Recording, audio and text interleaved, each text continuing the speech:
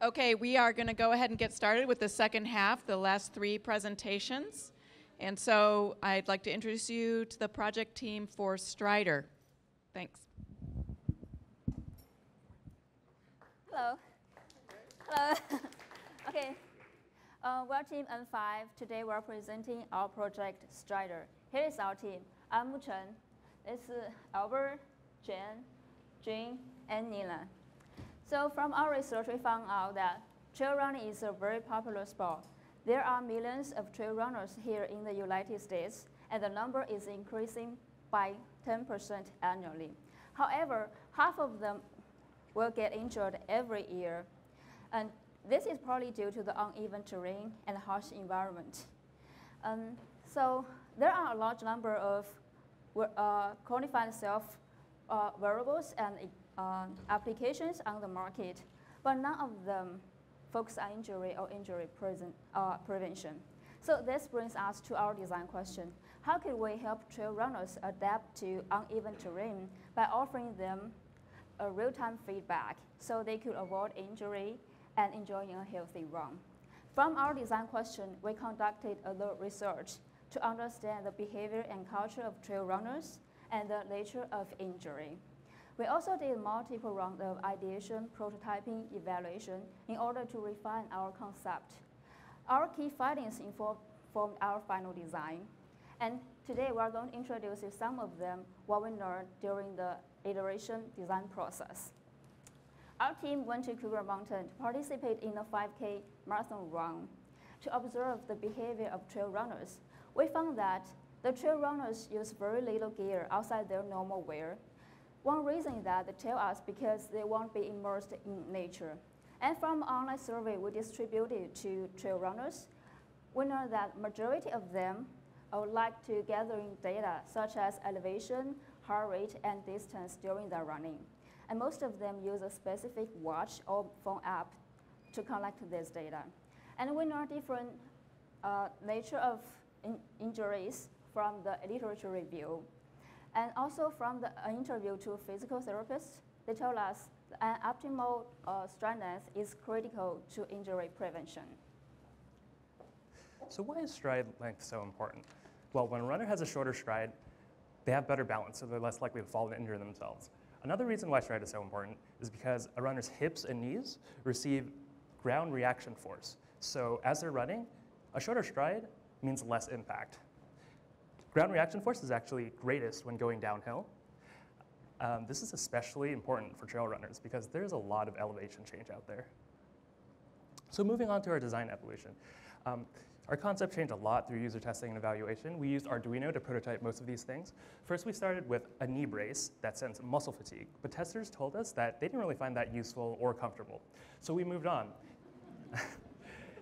We tested kinesiology tape with disposable sensors, but then we didn't want users to have to keep buying new sensors to replace old ones, so we dropped that too. We tested multiple different forms of feedback, including audio, vibration, and lights. But in the end, overall, users told us that they like vibration around the wrist the most. So that brings us to our design concept.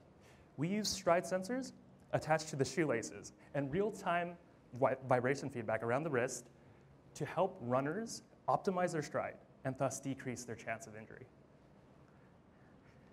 This is a system map, and as you can see, Strider is composed of mainly 3 different parts. We have a stride sensor that has an accelerometer, a gyroscope, and a magnetic field sensor, and that senses the stride. We also have an app running on any compatible wristwear, such as a smartwatch or a smart band, and that provides more important running information, such as pace, elevation, speed, and more. Finally, we have a companion smartphone app. And what that does is it gives detailed information about trails and also includes a virtual coach.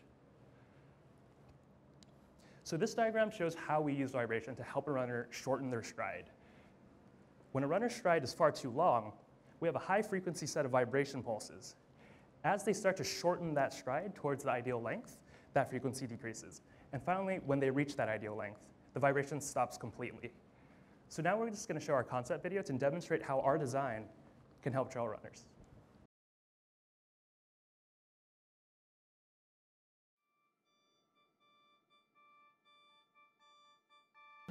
A number of things. One being I just enjoy being out in nature. Okay.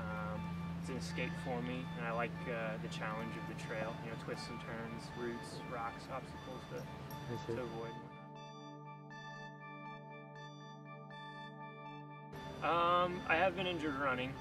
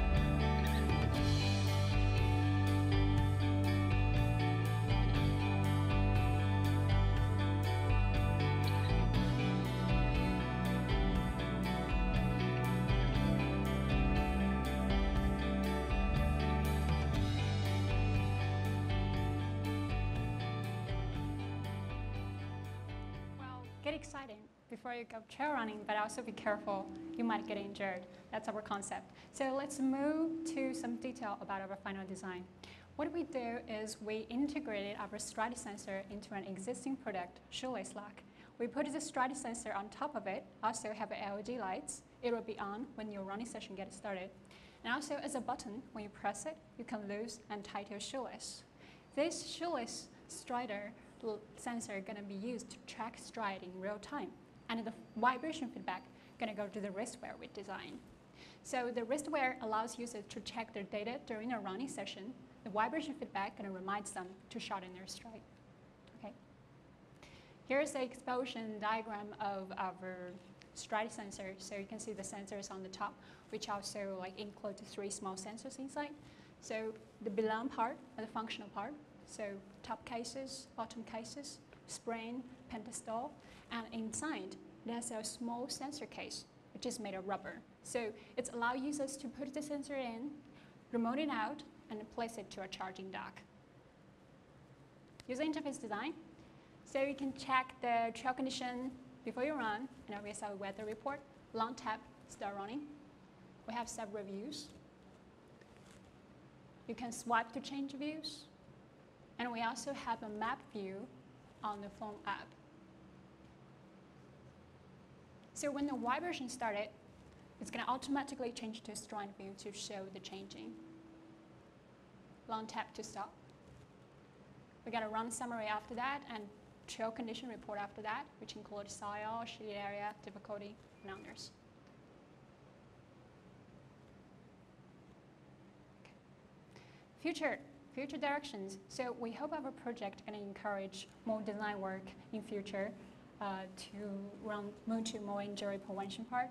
And in future, potentially, we're going to pursue more data about gait and the database of correlation between injuries and gait.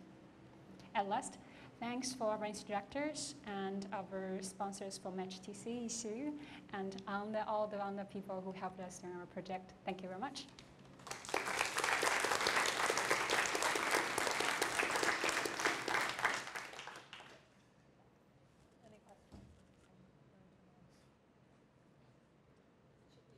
Hello. Oh. Any questions? Okay, so I will answer questions. So basically you ask what other injuries except those injuries caused by stride, right? So we have to do a lot of secondary research. So those important elements are stride, pace, and also your heart rate and elevation, hill repeats during your running. So why we moved to stride is we found there is a gap between the current existing product comparing to us. And actually stride is very important, not just because itself, we have shown some research that ground reaction force, a huge ground reaction force when downhill, but also because your stride, if you go too long, it's going to affect your gait, your form of running. So, and also your stride too long. Stride is kind of related to pace a lot. So if you stride too long, your pace is going to be impacted too. That's why we narrow down to stride as our design. Just to add on what Jen just said, some of the common injuries specific to trail runnings are ankle sprain from stepping on the stones or rocks, and these are actually can be indirectly addressed by shortening your stride and maintaining your balance. And like hamstring injuries and muscle tear from falling are also common as well. So your question is like potentially when you run, so you got some hills, like the elevation gonna change, and it's gonna be good to like remind user, like anticipate the problems and to let them know like you got a hill coming, so you should be careful. We have to think about the elevation as an element in our design too. And that's a really good point that we should pursue in the future. Well, expect gauge information, also elevation. Yeah, that's actually one of the features that we wanted to include was just to be able to crowdsource information about like high-risk areas, you know, on the trail and stuff like that. So that's one of them. And we can take one more question. One more question? From the sensors we have, how do you imagine that's possible? Because based on the sensors that we have, we can detect the direction that in which the direction they're standing and their posture. So how do you imagine that if they have fallen, it'd be quite pretty simple to tell from the sensor that we have. Yeah, we discussed. So the question is whether we could annotate the specific portion of the on the trail. We discussed it a little bit as a team, but often the trails are very long that the runners run on, so they might be a little bit difficult to annotate that specific part. But that could be certainly discussed further. Yeah.